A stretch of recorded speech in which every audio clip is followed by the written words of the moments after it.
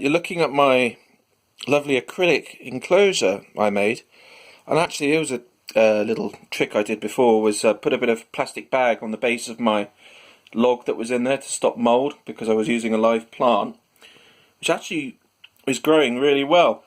Now, sad thing is I found this, and that's what happens with acrylic.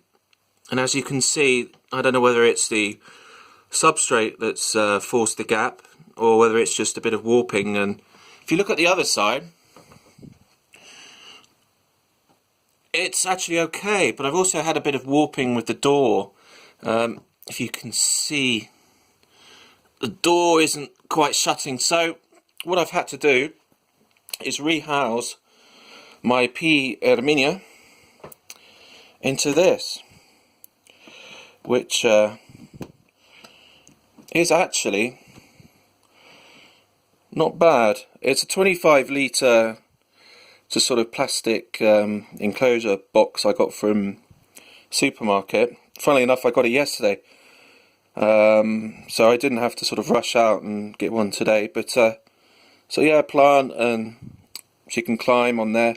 It's not ideal, so I'll probably have to rehouse her at a later date, but it'll do for now. So yeah, so a bit of a disaster. I'm going to have to rethink my acrylic design, and yeah, not ideal, but anyway, rest of the video I'm going to do some other rehousing and some feeds of my new additions.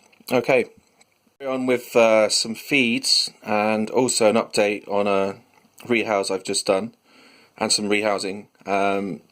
It's obviously, when you have a problem or you need to rehouse, it's a good idea having a large container. This is 45 litre, so perhaps you'd want something a bit wider, but I can actually put that in there and other bits and bobs, and then I can obviously remove this and try and fix it. So it's just a tip. I think I first saw Tom Moran, he's got a big one, sort of like this one, and I saw him working on that. I thought, that's a very good idea. So yeah, I thought that was a good tip for future reference. Okay, ladies and gents, this is an update on my OBT. I've actually got it in a big tub at the moment, so if there is a bit of an escape attempt, I should be able to get it. Here we go, let's see if it wants a cricket.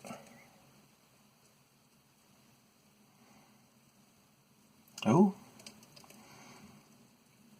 yay. So there you go. I'm not going to rehouse this one for another molt, but yeah, ideally a bigger enclosure would be better, so sort of more chance that I can stop it from escaping. Anyway, yeah, so on to the next vid, which should hopefully be some feeding of some other slings I've got. Relaxed in my OBT. This is my B.Smithi, who I'm guessing is in pre-molt, because the abdomen's pretty large. It's got a little black spot there, if you can make it out. I'm going to put in a very small cricket, just on the off chance that she is a bit peckish. I have to really hunt for these little small ones.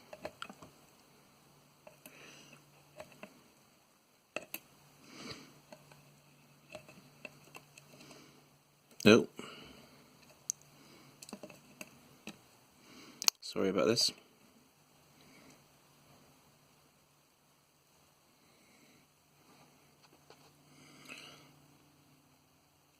Slightly killed that cricket, I think. Oops. I don't think that much is going to happen here, because pretty sure it's going to be pre-molt.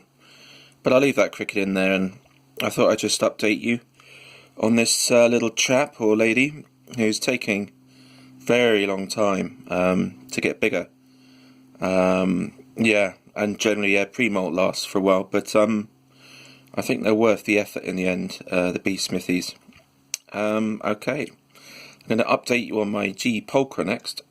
Little chap or lady has not molted since I got it at the BTS, and that was way back in, I can't remember now, I think it was April, or was it May?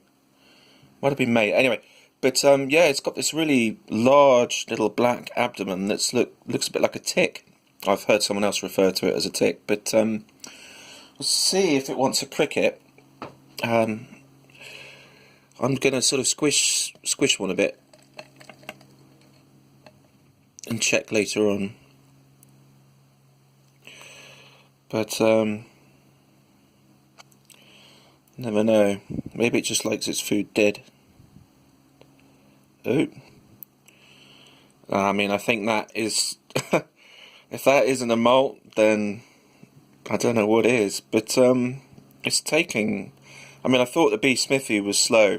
So yeah, so if you're thinking about a G. pulchra or B.Smithi, people always suggest these are good starter tarantulas, but I think you're better off going with GBB because they really, well, they're good eaters, and you know they don't spend ages in pre-molt. Yeah. So anyway, it's an update on my G. pulchra, and on to the next.